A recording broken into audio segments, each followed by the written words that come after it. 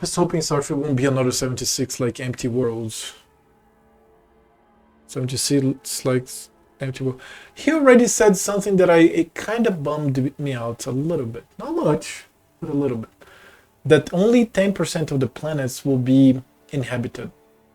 And I don't know why that bummed me out. It's illogical. It's just that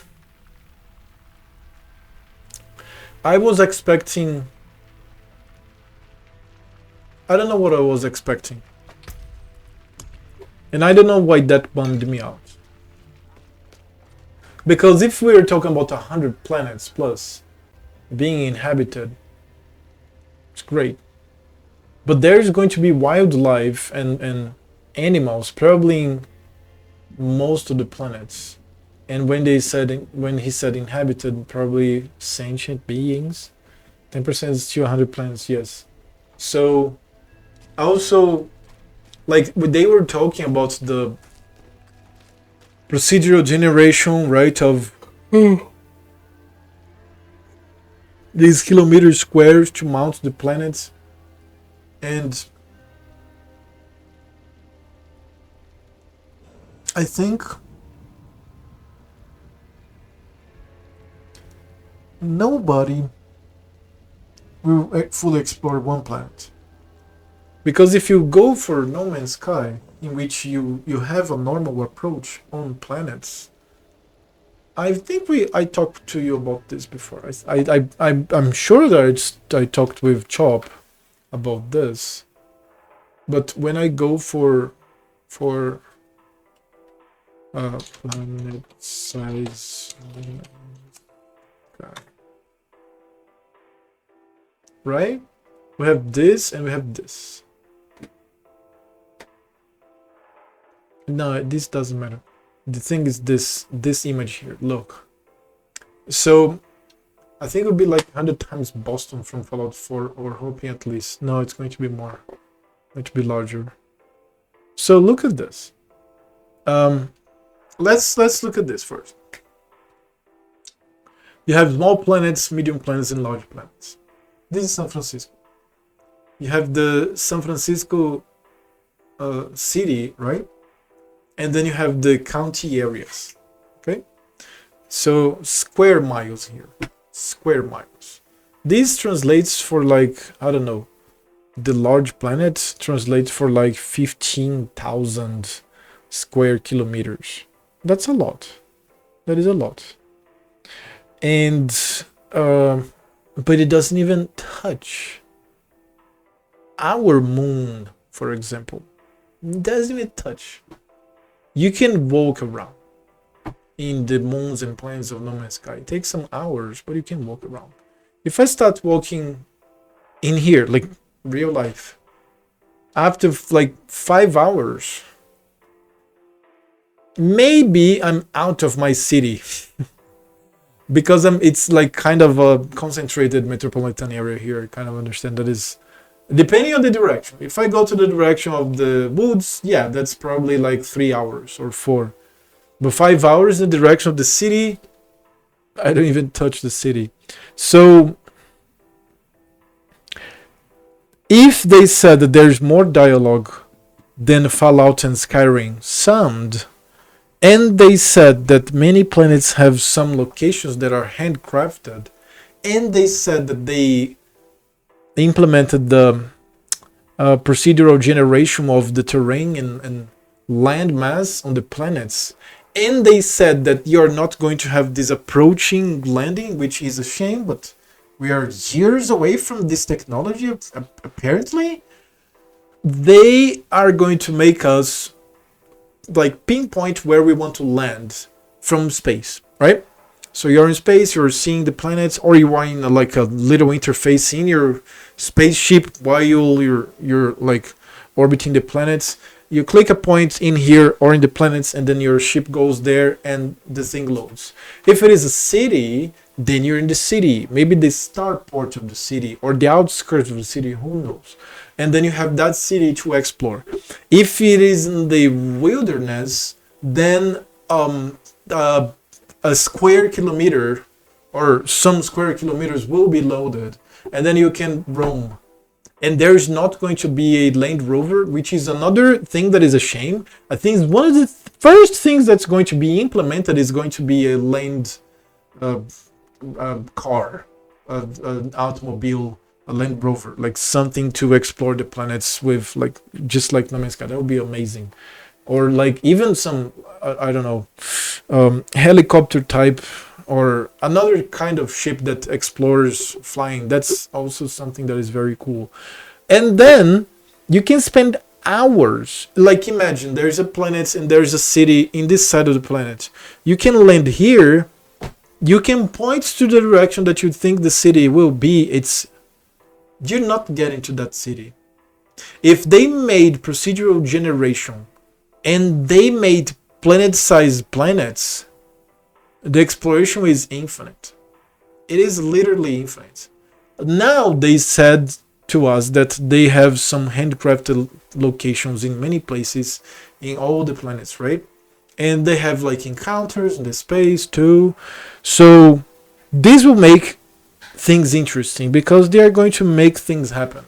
It's not like in real world, like if you're, I don't know, playing an RPG that is super realistic, like pen and paper, and then you start exploring, and then your dungeon master tells you, dude, after 67 days you find something that you want to explore, like a mountain with some caves in it that some resemblance of smoke from the distance tells you that maybe it's inhabited. So it's not like it's going to be super realistic. It's going to be realistic enough that we feel immersed, and then some content will be put in our faces. Like you have this square mile built for you when you land, and then in trigger events you're going to find like an old mine with pirates or an encounter or something like that, whereas in a real situation you wouldn't find anybody for years. So from what I understood, you cannot walk around the planet Starfield. It has areas for you to explore. Yeah. So no, I think you can. Because when you land, the game loads areas around, right? But from my understanding, there's no invisible wall. So you can, and also there's fast travel. So you can walk as much as you can and lose your ship from sight, and then you can click on fast travel and you go back to your ship. And so that makes us think that you can walk as much as you can. You're not going to encounter an invisible wall, because just another block of like thing generated will appear, and another one, and then when you want, just click and you go back to your ship in a fast travel. But it's so large that I think that it's so large that you are not going to be able to reach at this given city, even if you land close to. Imagine I want to go to dude, I forgot the name. I'm sorry. Oh my god. You want to go to Amsterdam, and then you go like, you know what? I'm a player. I'm an explorer. I want to go exploring. I will walk to Amsterdam, and then you see the map of Europe, and then you land on Portugal. Yeah, here is fine. You're not getting to Amsterdam. You can fucking walk days. You're not getting to Amsterdam. Even if you have like the compass telling you to go exactly to the direction, because there is also this. You imagine, oh, it's exactly north, and then you deviate 0.2 degrees, and when you reach the city, you're like 55 kilometers far from the city, just in a parallel line. So, in my opinion, I think everything is possible. But if things are the size of planets, really, everything will be like virtually impossible. So this gives me mixed feelings, because I would be fine with that if we had a rover, if we had a vehicle, if we had an aircraft. Or no, I mean we have one. But if we could just fly by in a like low orbit. I don't know. I'm thinking about a game that my grandkids will experience once. I'm certain that I'm going to be blown away by Starfield. I'm pretty sure. But I'm thinking about these things. I know that the guy from No Man's Sky, he thought about that, and the way that he needed to implement that was to make these small planets, like you can see here in this image. But that's the only way, apparently, to make it possible that you can see from orbit things and you can land on it. The jetpack is your land vehicle according to Todd. Oh yeah, no, I saw that. I saw that. So you invest perk points and such on your backpack in your jetpack so that you go over and do things. And then eventually there will be a survival mode. But in Skyrim, for me, the friction was on point, was so good. Because you have to eat, but then you encounter so much food, and then you have to sleep, but there's so many places to sleep, and you have to travel by horse, but this Skyrim map is not huge, it's big, but it's not like you cannot do it. And then you have, like, to help you, you have the cart driver that helps you a lot. And I'm pretty sure that people that play outside of survival modes don't even know he exists or something, because you just click in the map and you fucking go. And then I had to ride to the cart drivers to go around, and that was great. So if I think about a survival mode, people have to think about the implementation of it, because for example in Skyrim, if there was no cart driver, I think I would still play survival mode. But then if I needed to go from Riften to Markarth, I would go to settings, turn off survival mode, come back to the game, fast travel, go to settings, turn on survival mode. Because it's not like Folkreath to White Run. Folkreath to White Run, you fucking go ride, go have fun. Go feel the wind and see the trees and pass through monsters. But like, not, let's exaggerate a little more. No. I think Rift and Markarth, because Rift and Solitude. No, maybe Rift and Solitude. Dude. Or for example, if you go from the castle in the water there that I forgot the name, to the Dawn Guard. So it's like the other side, dude. Wow, no. So if they implement, I'm pretty sure there's not going to be a survival mode in Starfield. I'm pretty sure, 100% sure. And then when people implement it, because if I want right now, and I'm not a modder, people that are modders will want that. And I'm going to be installing that. Not soon, but I will be installing that.